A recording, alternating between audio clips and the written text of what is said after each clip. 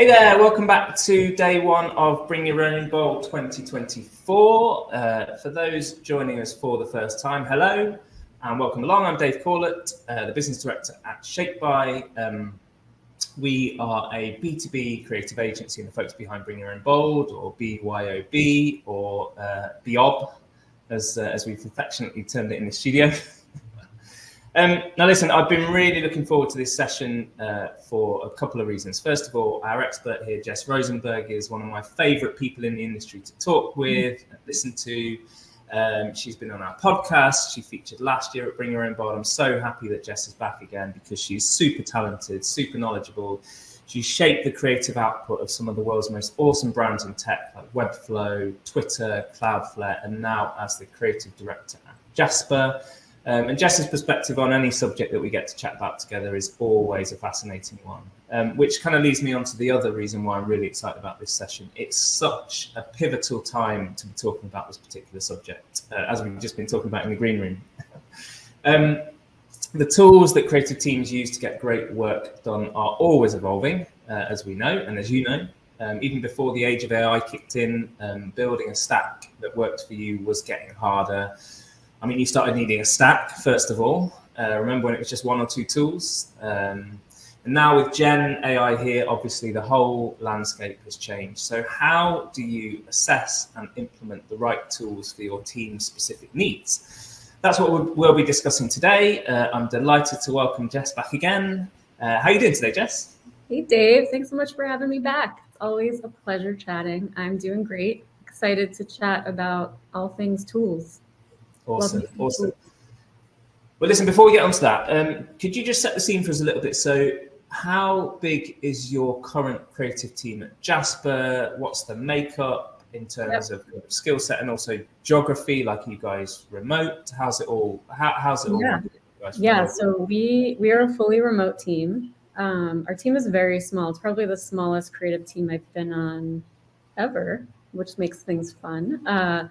We are about 4 people, and we are distributed across North America. So there's myself in Austin. We have someone in Pacific Northwest, someone in Florida, someone in Atlanta. So we're all over, fully distributed. And the makeup is, I like to say that we're all design generalists, with a few specialty functions being web design and development and motion design. Cool. And do you ever get together at all, or is it literally fully remote? Yeah, we're actually getting together next week in LA for a company offsite. That happens yearly, and then there's some team-based offsites that happen throughout the year. So we're fully distributed, but I'd say about 3 to 4 times a year on average. Cool. And listen, let's get straight into it. What are some of your current favorite tools that you guys use, and why do you think that they work so well for your particular workflow? Yeah, for sure. So we spend a lot of time in Figma, which I'm sure is no surprise to many tuned in here, as we are designers and creatives. But we also rely on a lot of tools to help us plan the projects that we work on, tools that help us communicate with our partners, especially being fully distributed and remote, and tools that help us actually enable and empower our partners across the org. Since we are such a small team, we're big fans of creating self-serve mechanisms. So like creating templates, creating slide decks, assets that we can train and hand off to our partners to then have them go create on-brand things on their own. So actually, should I pull up the slide now? Is now a good time to? Yeah, please do. I really hope this works. A little visual here. There we go. But this is our creative team tool stack, and you'll see, just like I was just mentioning, across the themes of planning, creating, communicating, and empowering, we use many tools. And it actually, like, seeing this zoomed out, it's pretty incredible how seamless all of these tools are integrated into our stack and into our day-to-day.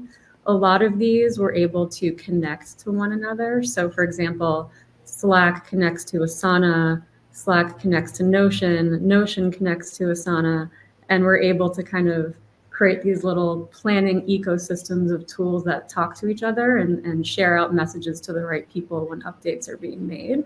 So I feel like we have workflows and automations dialed in between these tools really well. And that helps with efficiency and time saving and all that stuff. On the creation front, since we do have visual design, web, design and development, motion, we use a variety of tools here, as you can see under the create column. The tools that are a bit newer in our stack are some of the AI tools, which we're still experimenting with, but tools like Midjourney, Ideogram, Jasper, obviously, we use Jasper a ton working at Jasper, which I'm sure is no surprise. 11 Labs, those are all fairly new in our stack and really help us to create assets quickly, especially for, channels like the blog, internal types of creative, like for example, this is a recent ask, the sales team needed a logo for an internal enablement series that they wanted to kick off. And so we used Ideogram AI to spin up a quick logo for them. So it's been really cool just experimenting with especially the new AI tools and seeing how they fit into our workflow. On the communication front, like I mentioned, we are fully remote and distributed. So we rely pretty heavily on Slack, Loom, and Zoom. Email, I feel like, is one of those tools that's slowly getting, pushed out of relevancy, although we still use it. But we are big fans of what we call asynchronous communication. So communicating not in a live meeting. So Loom is a big tool in our toolbox where we'll share our work with partners, share a Loom via Slack, and seek feedback on our work that way. And then on the empowerment front, like I mentioned, we really love to empower and enable our partners across the org to self-serve. And ways that we do that are creating templates in Canva, in Figma, creating really organized asset repositories in Google Drive, and then creating templates for the entire company to use in slides. Nice. I have a quick question for you. So how long have you been at Jasper, Jess? It's been almost 6 months. Wow. Well, congratulations on that half year. What do you think this would have looked like when you first joined? Would it have been quite different? That's a great question. I don't think it would be too different. Maybe some of the newer AI tools wouldn't be there. I think I've introduced a couple of them into our stack, but for the most part, most of these were there when I joined. I suppose the reason that I ask really is that I think speaking to a lot of creative leaders in the community that we run and in general conversations, they feel like the world's moving faster than ever. And I think that's why it's such a great time to have this conversation.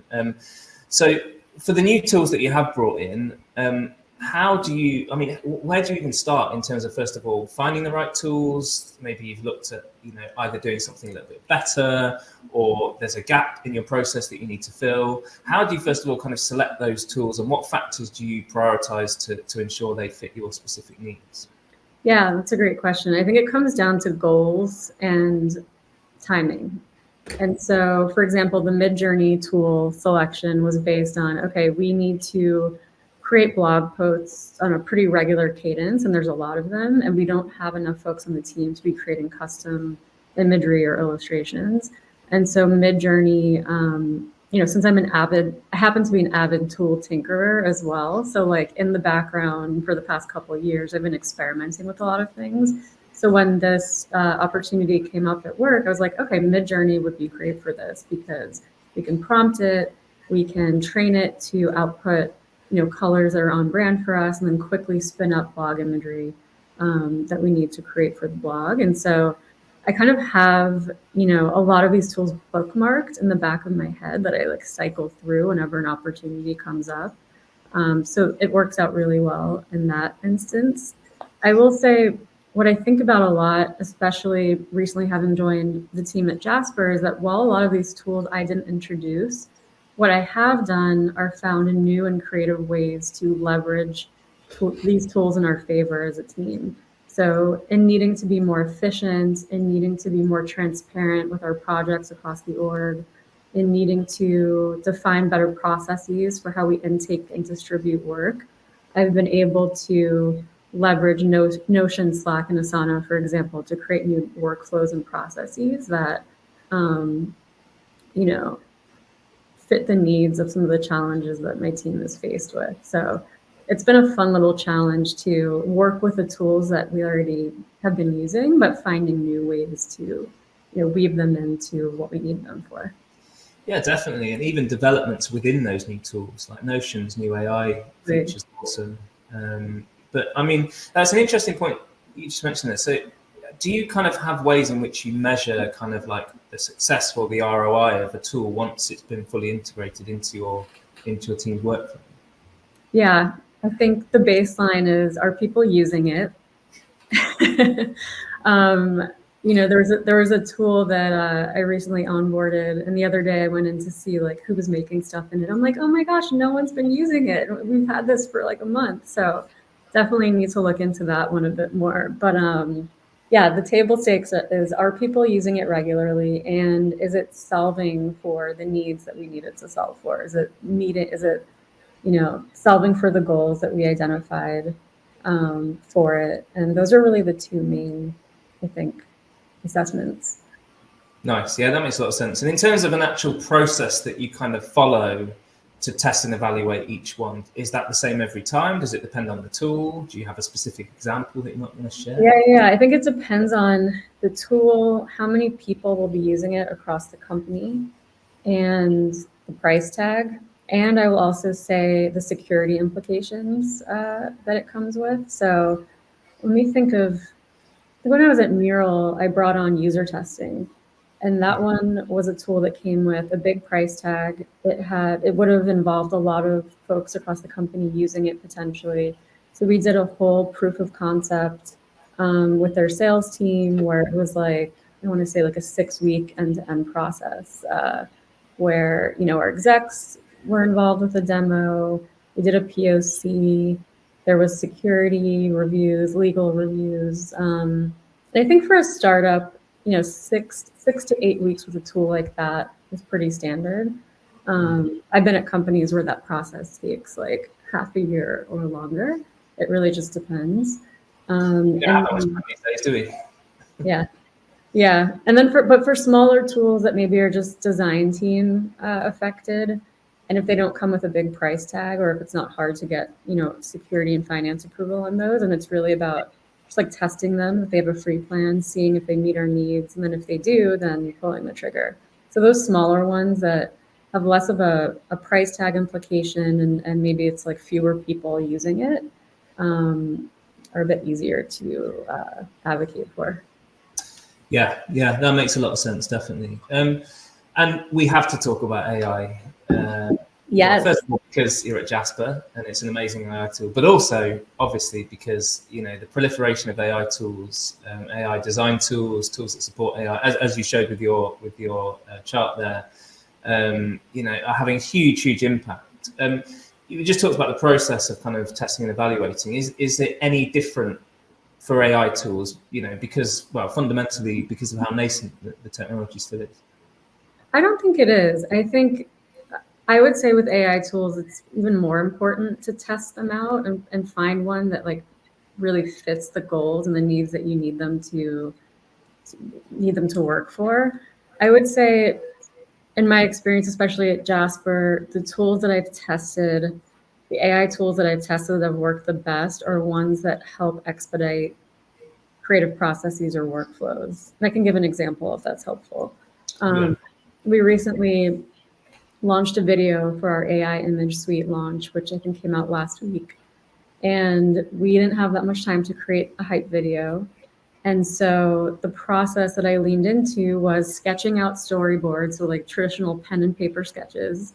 Our CMO gave me the messaging guide that I then uploaded into Jasper and prompted Jasper to create, you know, an on-brand script for this launch.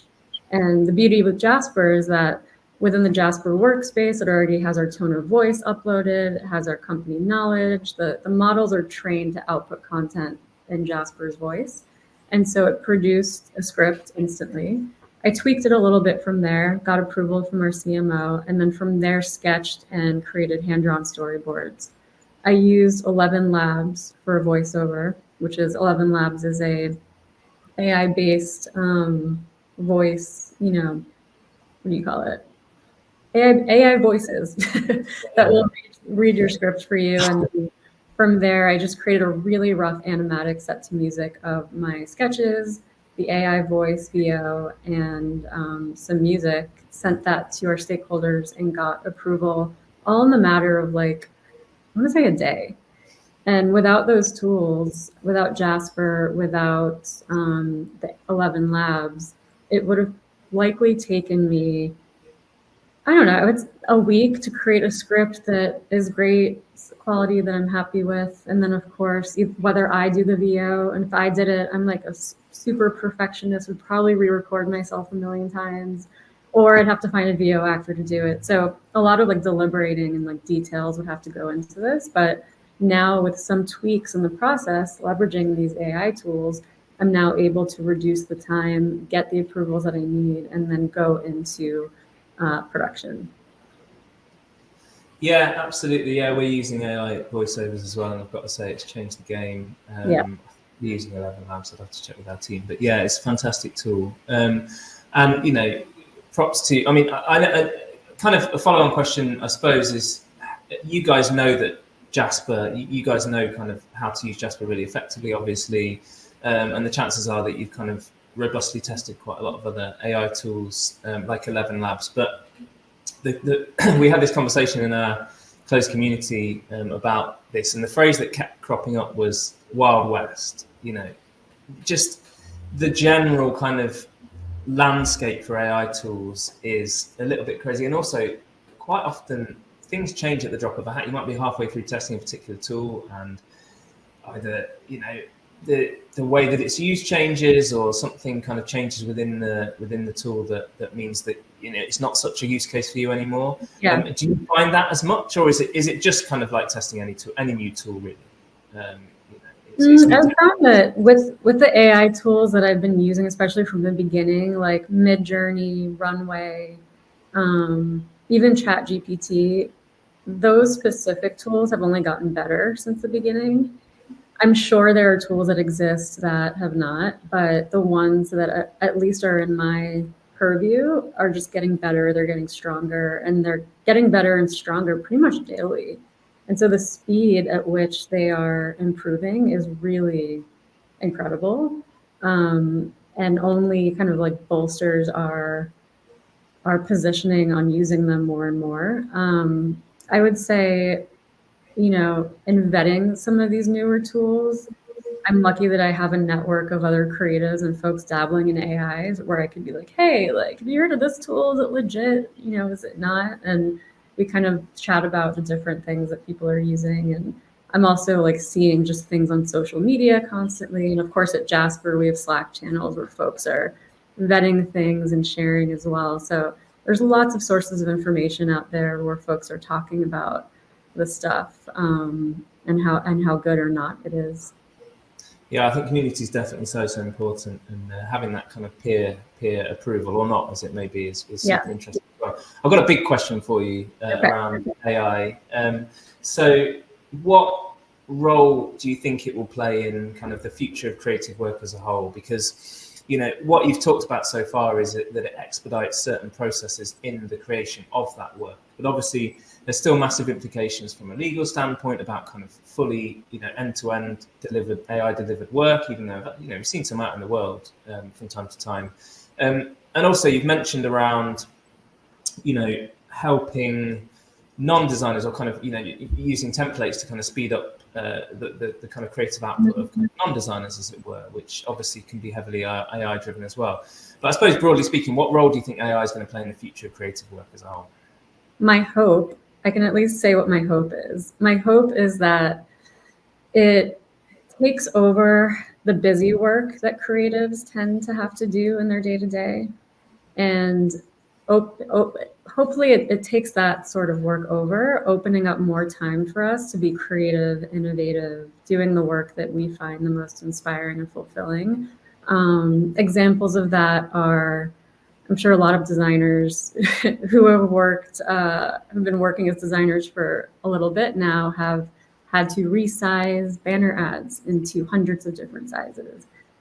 Personally, maybe some people think that's fun work. I personally do not think it's very fun. I mean, I've definitely put headphones on and like jam to resizing banners for like hours at a time. And there's something like meditative about it. But would I rather be spending my time being creative, concepting campaign ideas, doing things where I can have my talents are having more of a direct impact? Yes.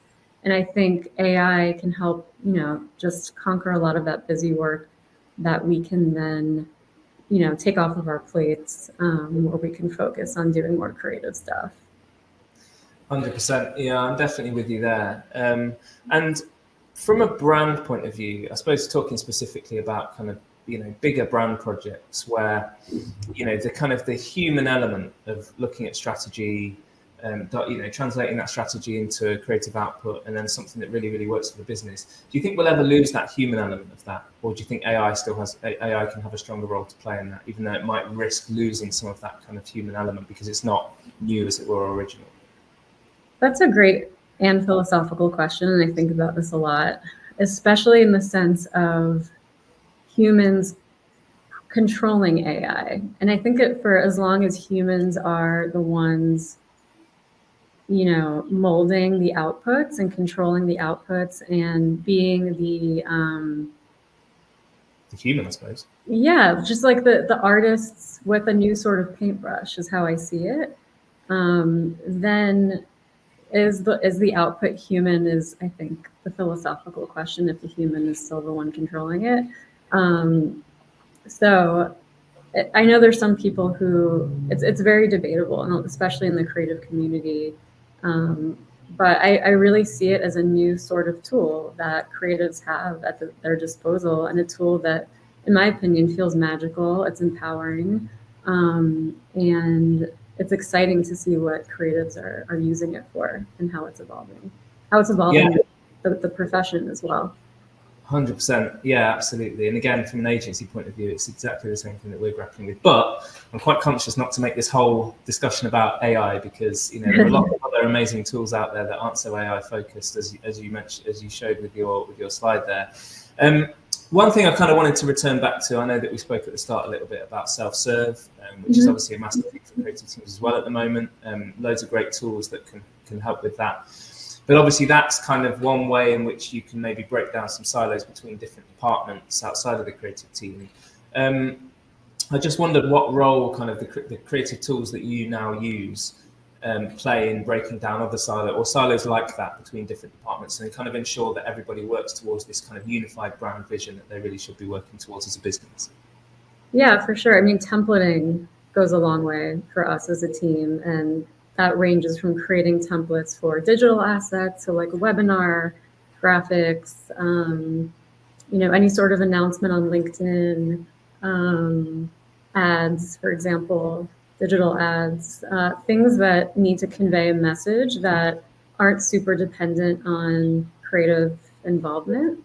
We like to templatize a lot of that, like sales decks, company decks. We created a pretty robust Jasper company deck template that just covers any sort of permutation or use case someone might need at the company. And for the most part, it's been really great to see how folks have been leveraging the template. Like, they're using it, it's working, the decks look good. And that reduces the need for people to come tap my team on the shoulder being like, hey, can you polish this deck? Because, we're a small team. And while I wish we could help everyone at the company doing that sort of work, by creating a template, they can now be empowered to do that work themselves. So it's a time reducer for us. And it also kind of puts the onus on some of these project requesters to be able to fulfill their work and their projects end to end, which I would imagine feels empowering, and not having to rely on a bottleneck. Not that we are, but a dependency and having to wait for the asset to get done. And we have to prioritize all these different things as a small team. So they're able to move a lot faster with the templates. Yeah, definitely. And I think sometimes, I don't know if snobbishness is the right word necessarily. Maybe I'm being a little bit too harsh on designers there, but there's always this kind of maybe just this slight sense of, oh, you know, I wouldn't trust them with any design work whatsoever. Designer, and they never have been, and they're not going to know how to use it. Actually, the onus is, I suppose, is on you guys as creative teams to educate them on how to do that. But if the templates almost do a lot of that educational work themselves as well, because they're so straightforward and easy to use, then that does a lot of that work for you guys. Totally. And I think just having worked in startups for a long time, I think I've become more okay with outputs not being 1,000% perfect, you know, and like in templatizing a lot of this work, like the slide decks, for example, like could the rags on the typed paragraphs be better? 1,000%. Am I going to go in and adjust that? No. So I think that the pickiness factor definitely has to go down in what we decide to be precious about as a startup and having to crank out just so much work all the time. 100%. Absolutely. Listen, Jess, thanks so much. That was a great chat. We've got 5 minutes for questions. I explained in the last session, we're having a few technical issues actually getting the questions through the official channels in terms of our Big Market platform. So my trusty sidekick, Alex, is firing them over to me on Slack. So we've got a couple here. One of them plays to the point that we just talked about, actually. Are you utilizing Canva for scale, i.e. non-designers utilizing it with brand guidelines and boundaries to scale on brand creative? I guess that's just what we talked about. You talked specifically about Canva in that instance. Yeah, so we use Canva for very specific types of assets. So for example, we just created a template for name tags for events. And so we don't have Canva templates across every asset for our brand. It's very just dialed in and specific, and it's mostly for assets that require a lot of outputs, like name tags at events where maybe there's 200 attendees that our events managers can just go in and update the name and the title. So yeah, very specific use cases right now, but I can see it expanding in the future. I think Canva is great for templating, and it's just really easy for other people to use. Honestly, Canva is one of my favorite success stories, you know, obviously because it's design focused as well, but just this kind of sense of, you know, first of all, we're going to go for people who aren't designers, and we've got a very basic tool that you can use for certain templates and stuff. Then we're going to infiltrate creative teams and get them using it for their non-designers and kind of steering the ship, as it were, and the brand as well. I really, really love the playfulness of the Canva. Yeah, same. If there's anyone from Canva listening or watching, then love you guys. I actually can't see who's sending these questions in, so thank you very much for these. I've got one more, which says, as a creative director, my biggest concern with integrating, so back to AI, with integrating AI into our workflows, especially image-focused tools, is the risk of unknowingly infringing on IP. What are your thoughts on that front? It's definitely a risk. You know, I think creating original artwork without AI could potentially be infringing on IP as well, in my opinion. Like, you're always at risk at creating artwork in a style that maybe exists somewhere else. We see it all the time with rebrands that come out. I don't think I've seen one rebrand in the past several years of launch where people are like, oh my God, you ripped off Glassdoor, you ripped off so-and-so. So I think as a creative, it's just generally an important thing to keep top of mind. And even more so with AI. I would say if you have brand guidelines and you're trying to output imagery with Midjourney, for example, like if you have example illustrations that were custom made for your brand, using those as style references, and Midjourney is a good option. And then just being top of mind that, you know, you're not using other artists' images as references either, because I think that's an important detail to consider as well. Yeah, definitely. Yeah, I think, I mean, Midjourney in particular is a really interesting one. You know, I think people are quite hesitant and nervous, but again, like you said, it's how you, and the thoughtfulness of how you use it, really, and other tools as well. But like you said, you know, that's not always specifically aimed at AI. Yeah, something I'll try and gut check, or I'll try and do as a gut check is like if I'm creating something in Midjourney, I'll load it into Google Image reverse search. Yeah. See if anything comes up that might great be similar. So would always do that. Great tip to end on. Listen, Jess, thank you so much. As always, you've been a fantastic guest at Bring Your Own Bold. Really, really appreciate your time. Loads and loads of really valuable lessons. I'm really sorry if you asked a question and it didn't get through. 5 minutes for questions always goes so quickly. But thanks once again, Jess. And to the rest of you guys, I hope you stay tuned for more BYOB fun later in the day. Thanks so much. Thanks for having me.